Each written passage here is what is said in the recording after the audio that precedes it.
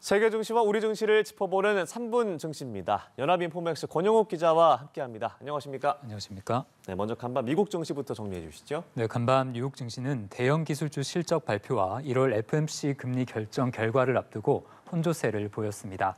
마감 가격을 살펴보면 다우지수는 전장보다 0.35% 올랐지만 S&P 500 지수는 전장 대비 0.06% 내렸고요.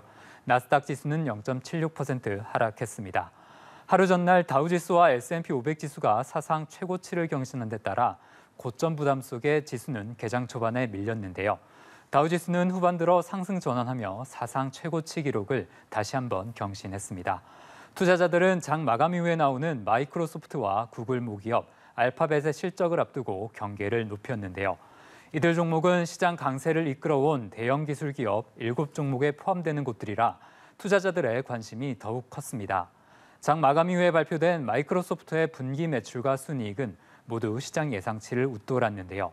회사의 클라우드 매출도 호조를 보였습니다. 다만 주가는 장 마감 이후 약보합권에 머물렀는데요. 알파벳은 예상치를 웃도는 분기 매출과 순이익을 공개했지만 광고 매출이 다소 부진했습니다.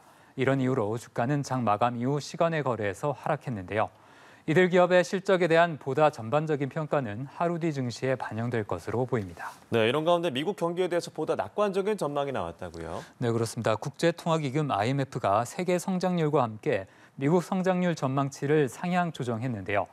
IMF는 세계 경제가 올해 연착륙을 달성할 것이라며 올해 세계 성장률 전망치를 지난 10월 발표 당시보다 높은 3.1%로 제시했습니다.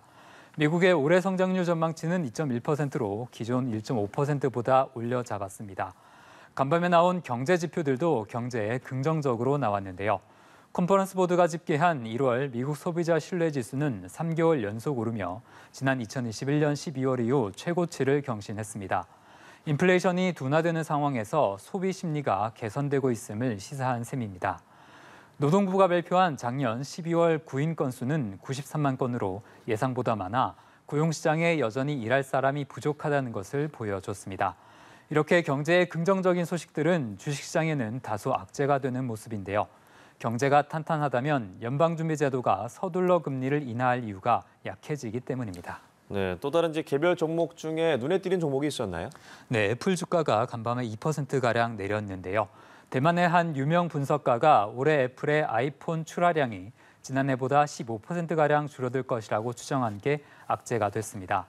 제너럴 모터스는 예상보다 양호한 실적을 내놓으면서 주가가 8% 가까이 급등했고요. 운송업체 UPS는 실망스러운 실적 발표 속에 주가가 8% 넘게 내렸습니다. 네, 그럼 오늘 코스피 전망은 어떨까요? 네, 어제 코스피는 약보합권에 머물렀는데요. 지수는 2,500선을 내줬습니다. 오늘 코스피는 보합권 근처에서 출발할 것으로 전망됩니다. 마이크로소프트와 알파벳의 실적 발표 이후 주가 움직임이 국내 증시에도 부담이 될 수 있는데요. 하루 앞으로 다가온 미국 FOMC 결과를 보고 가자는 심리도 확대될 것으로 예상됩니다. 네, 3분 증시 오늘 여기까지 말씀 나누겠습니다. 연합인포맥스 권영욱 기자와 함께했습니다. 고맙습니다.